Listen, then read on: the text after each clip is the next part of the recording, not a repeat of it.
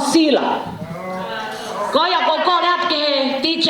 Tai mai moha koi pasi ke ave ake koloa e pahu.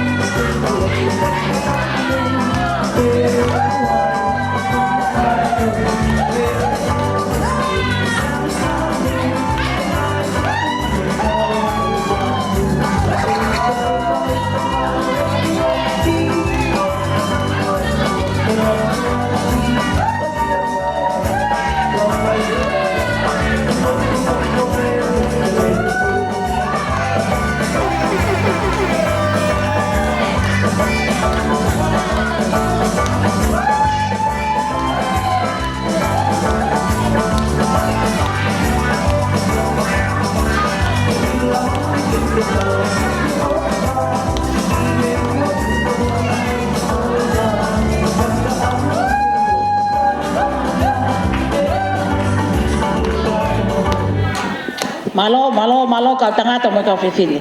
Ko ke hono wa o ku hiki ama e tangata e ki fai fekau vai koloa kirikiti. O ku hiki akia a hono koloa mo hono kato teu ka uma hono sila. DJ Pita la kata DJ. Dai be ko perto DJ tai fasi.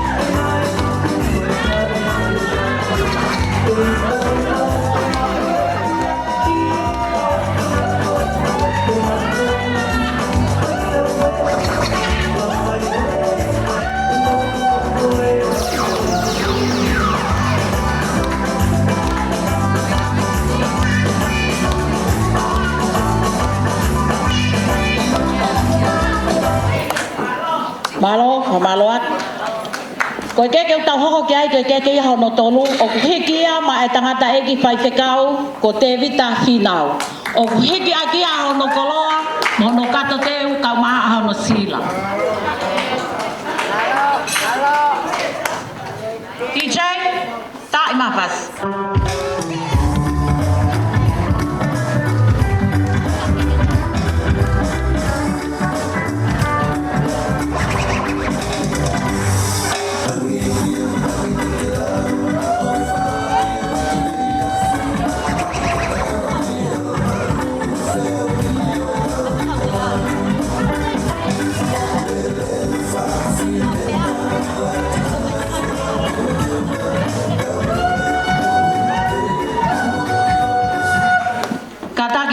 ko ia ta ko fai fekau se ai fa mole a fai fekau te vita fina hit DJ hit DJ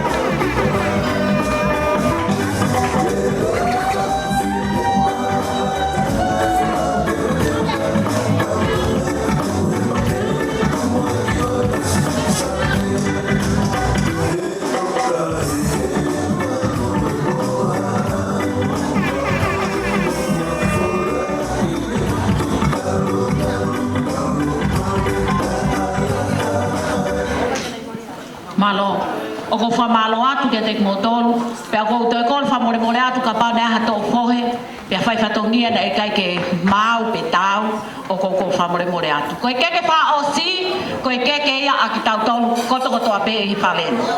Tua o whātu.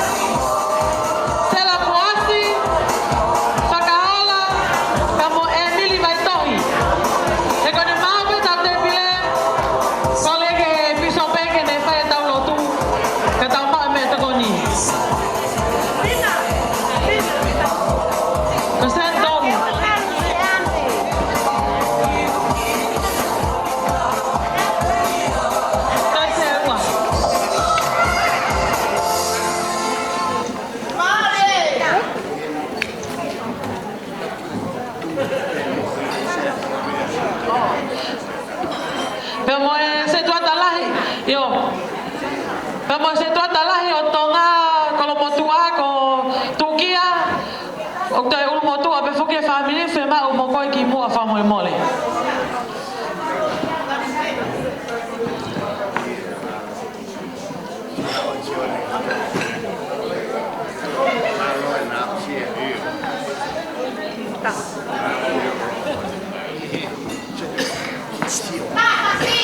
Oh io te tama pe fasi DJ te que mau e te pili mua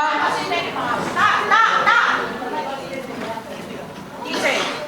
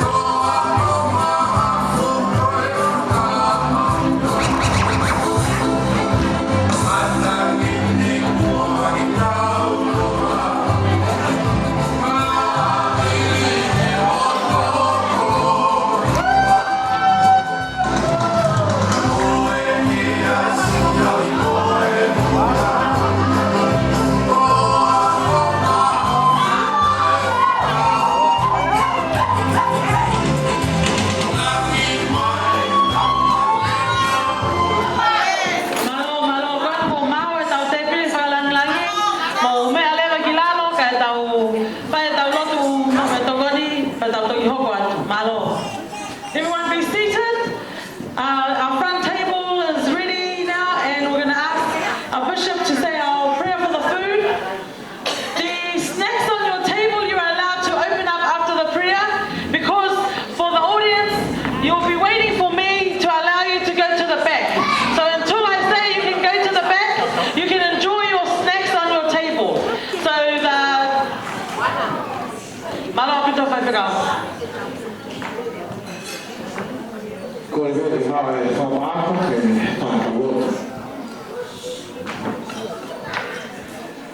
E tu avevo un tamanho canata nella fiona, o mami è l'altro tonga o la mani è ho quello. E fa ta ho kai che fa caccato per ai fa fia e malali quelli. Ho fatto tutta la casa. Per quello ai ho caricato e via quello che ho affio e fa malo e fa fregare e fa la fai e fa lì e ho quelli sono come fai come mai è l'altro toma o fa la che fai mau e metto con che ma che ho affio che fai tanto che la bua affio come fai tanto che la metto con lì e lo ho si kau fai whakao, o mai nei whahu. Mana tō toa pēr una mea he te pile mua, o mai ho kakai i e hōkoe. I e whio whia, o mai ranga mo whai a koe. Tu mō ke whakawa ki a whiona. Whakawa mahai, malohi. Whaka ngai whatokia ma whio, o kala me mua. Pe maulua pēni e wawhalahi, ma whai kuna sisuka isi, kako ma whakama ui. Amen. Malo aku tu fai pegao. Kau ni kau whakahongo mai nei fly mai e o mea ke serve e te pile mua ko nisi mo lupe ko et mai mua. Pas mai ka nisi mo lupe o na whakalangangi awa mele na serve e te pile mua. Kau ia front table ma mo tolu ia ka mau hoko te back tables. E anga peheni ai tau buffet. There's two sides to the buffet, and that side stay to that side. Is there two, Susan? Oh, okay. So there's only one. So we go one way and then come out another way. So one way and come out of another way, and there's not going to be any interchanging. You can go to the table when I say you can go to the table, and you can please make your way to the buffet table. The rest of the tables, please open up your snacks and nibbles there and enjoy until I let you know when it's your turn. Thank you very much. DJ Mahawatu. Yes, this table and that table.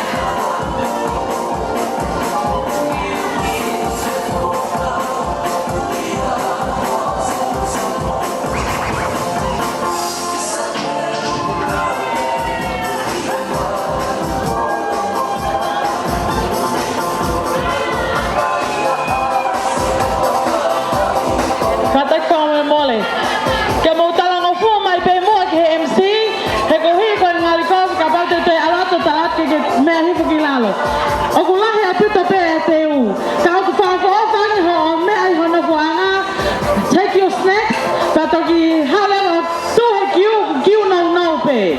So thank you malo pito because pima piko mo tu pa mo peleti. Como alpe que pasa y mo que mo peleti, kamo kita tali pe ka wala to franga kwatu malo. Hãy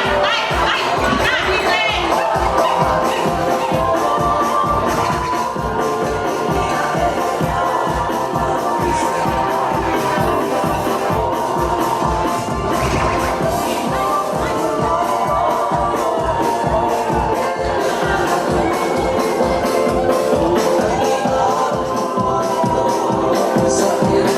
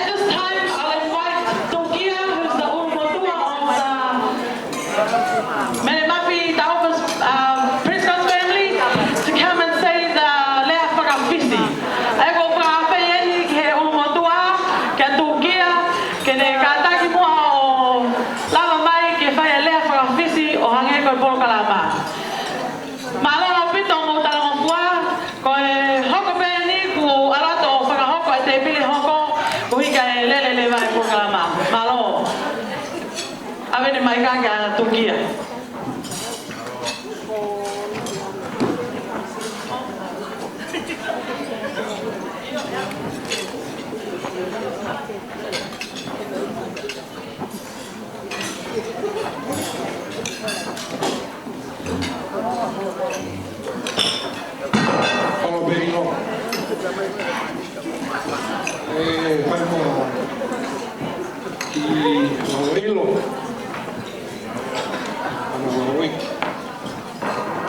Gõ để không bỏ lỡ yo ai tonu tai o toa.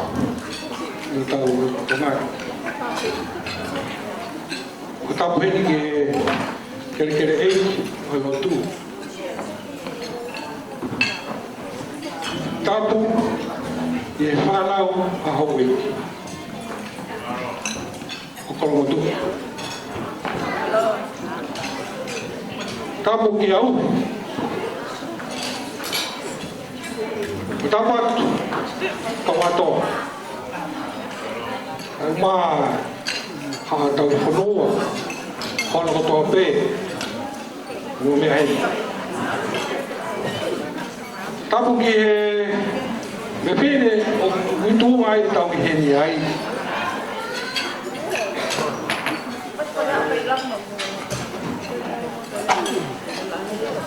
Ai ma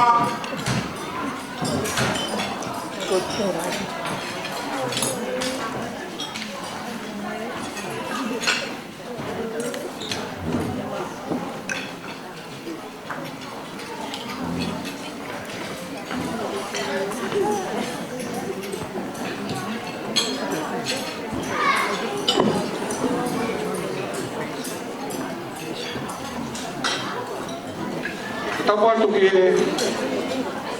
pepino ana e katoa ngā. Mary ma Bresco. Tapu moe whahu. Me hao hari pate. Ua kokoro motua. Hapi ko ngā hausi. Matapu atu e ngai whae hono toa pē, ngai te mai, roto motua. Tapia moe a te kau, sea, o sia si. Wahenga hao te roa manu kau.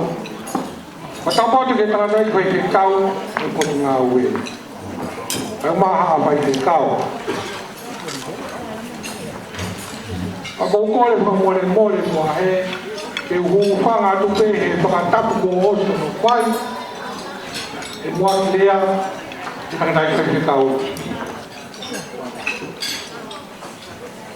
A tā mua ke muani. E whakakoroa, e tā mua ki koto e nā koe.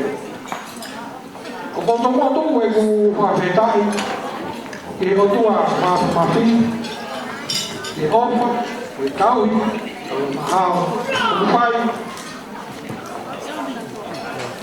ia meri, mawhi, tanu mai hoa, Sioni, Scott. Koe whia, koe ngā, koe ao whakakoa koe, o tau whakataha mai, ai whamiri, ngahi te vitoi whamiri, o kolomotua me hala aripate, hala sipu, hala sentapu, whakamau ke sia o hea o iwohea. Wakai ai o whia e a koe hita whakakoloa. E awha e o tua mawhi, wakoa ki a meri, o tupe fine, o e mau tangata e.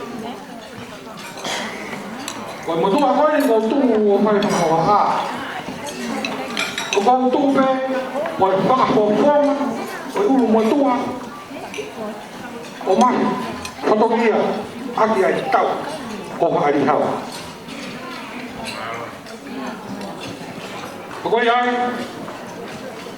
nga tai koe whikau sea, ai umaha mata pūri, o kau atoa. Koe rea nia, koe rea e ai motua sisi. Ka mautungo e ako eni, koe toho e whatongia. Nia e kaura lahi ia. Koe e tangata e ki eni ko Sioni. Ma, tau ko tangata e ki ia.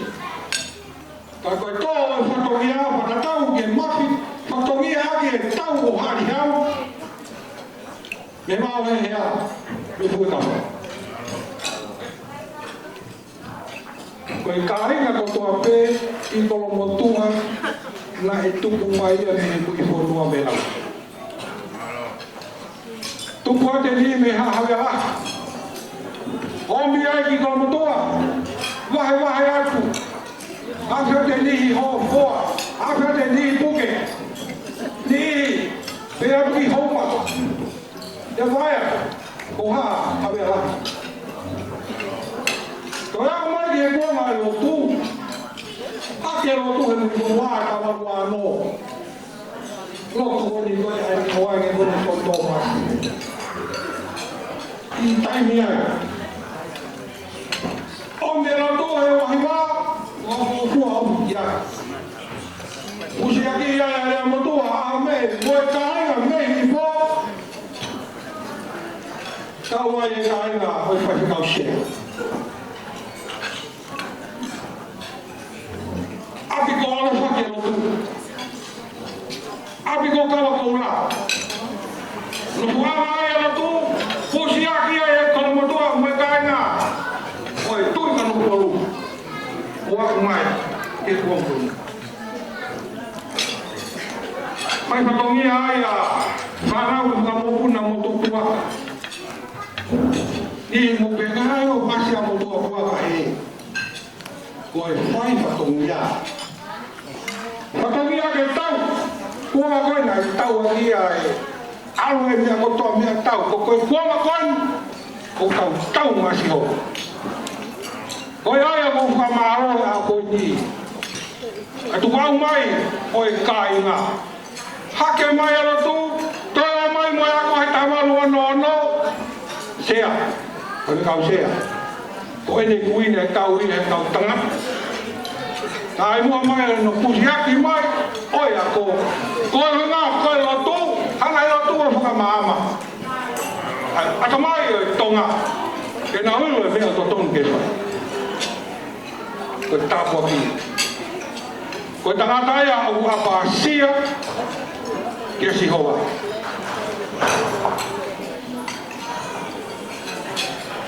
O whakamaro mo whakawhetai ke o tua mawhamafi. Au sia e me kono hono walu ngopuru. Ako tō ai ki kawenga sisipe koe apasia. Te ke au sia, ai whatongia totonu. Koe apasia, kia si hoa, te ke au sia, ai whatongia totonu. E whakahoko, i he māmai. O te maukopua ki tala monu. Te koe mere, mafi tau, Scott. Ak pesa me te au mafi tū. Rak, me ua, me tolu e vesi. Whawhetai ka si hoa, hea kulele ia.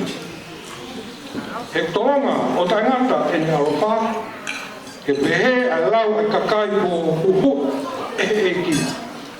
A ki nau tolu, kone he ui, me nima o si whawhetai.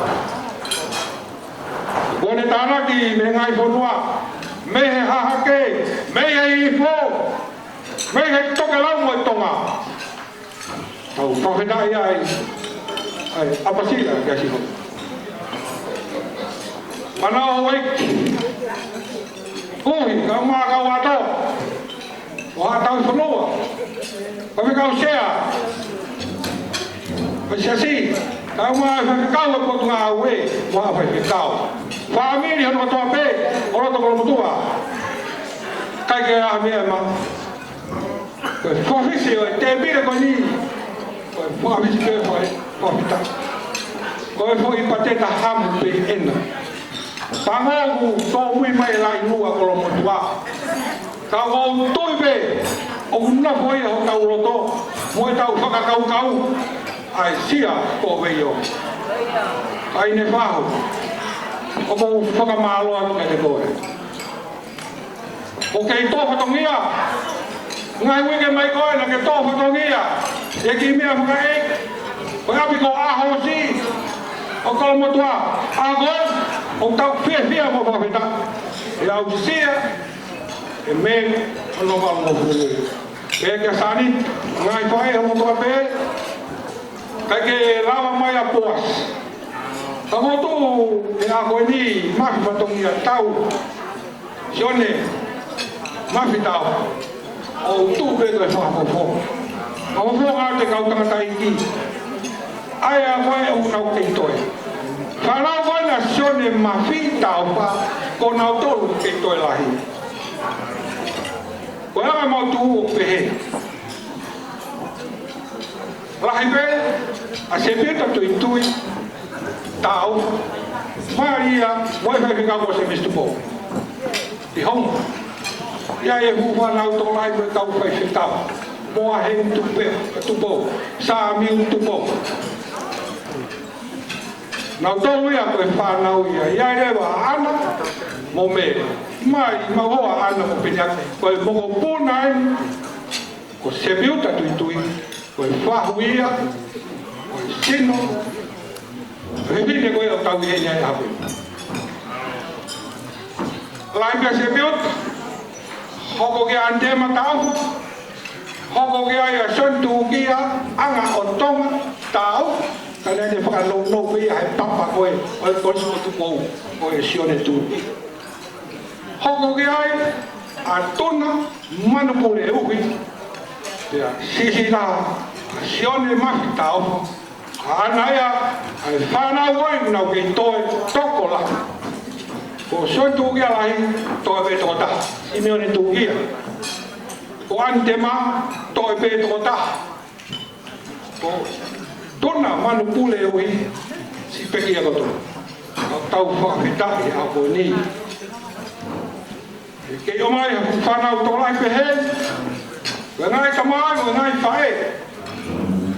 Ko ko tua lau ke mau ai mui ko fika o no e nia ko tau foko malo ai to e to fit tau fa fitai pe ke ki ai faka koloa o kune fai mai family masiwan me api ko ha hosi ko hala ai pate ko hala sipu ko hala sipu tapu Ko whamao mo ke hani ko i ngā koe kei mahu.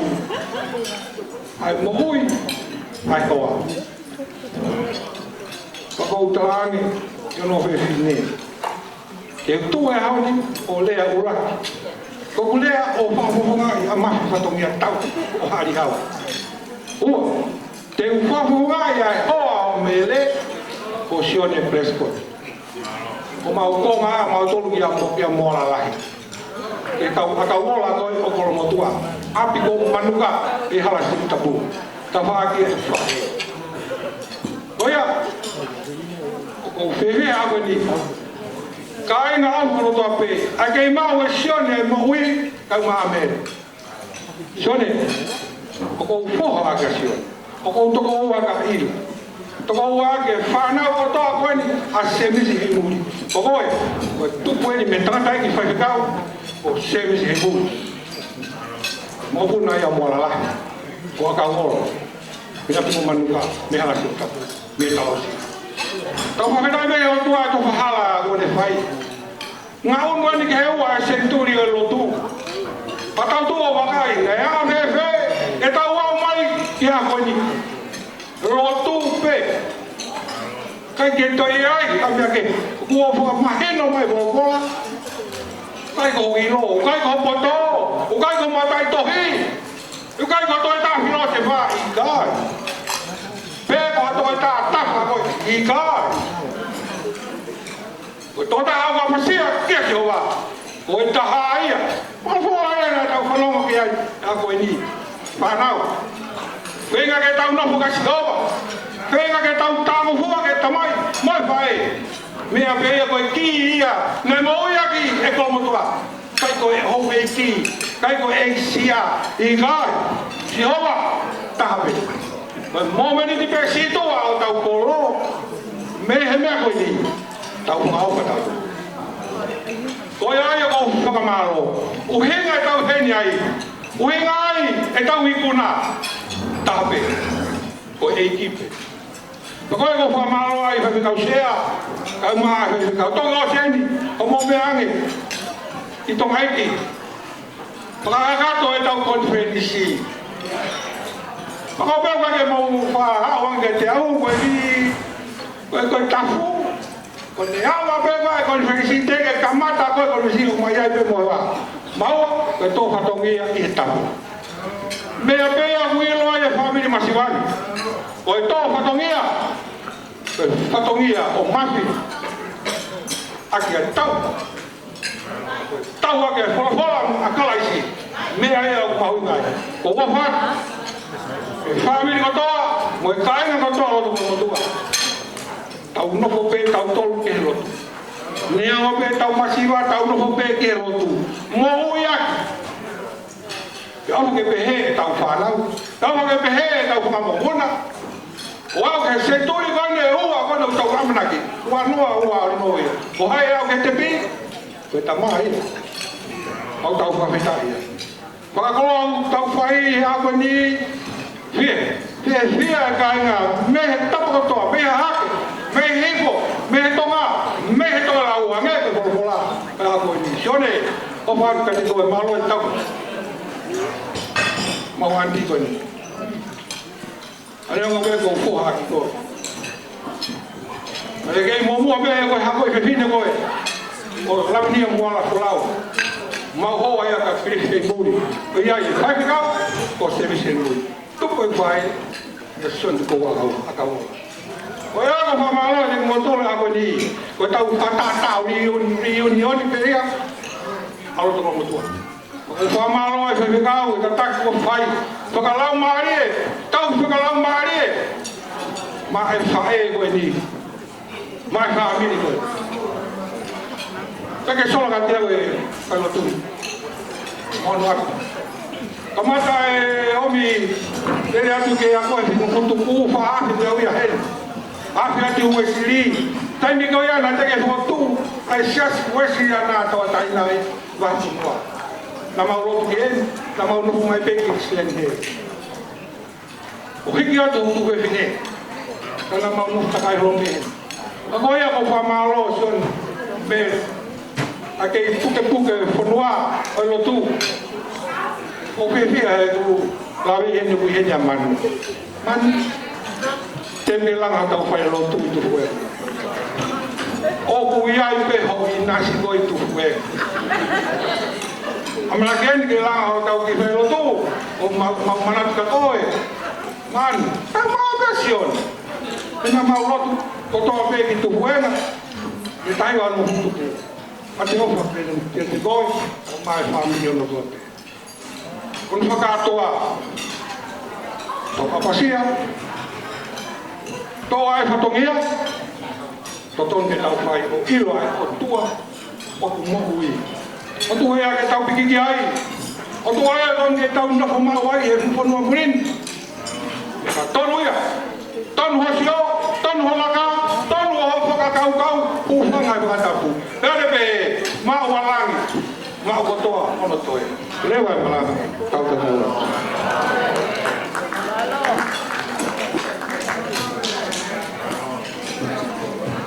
para malo at kia tukia he le amali au pito ko e fia fini ko tu ya hoya kia te ko e tukia he fon loto ko lo tu e holoni e na tala ngo fua au pito na tala ngo fua au pito ki tu ni at me heni pe na ma au pito I ho tai mi lea ko ya ko para malo la ya ke matangi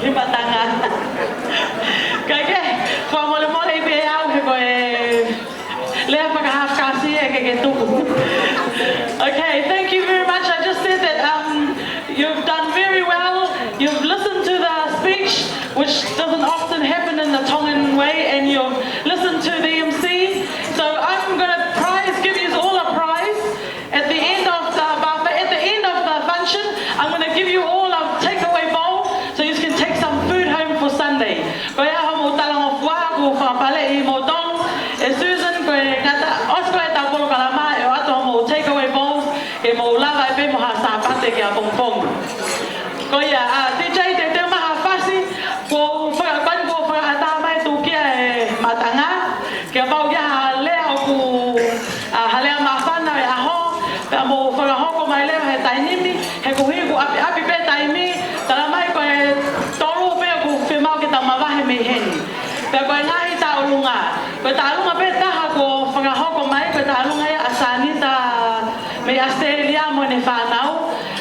ia utalunga pe whakahoko mai ko hike whakahoko atu. Ai kono lele tani mit kole ke DJ ke tā mai.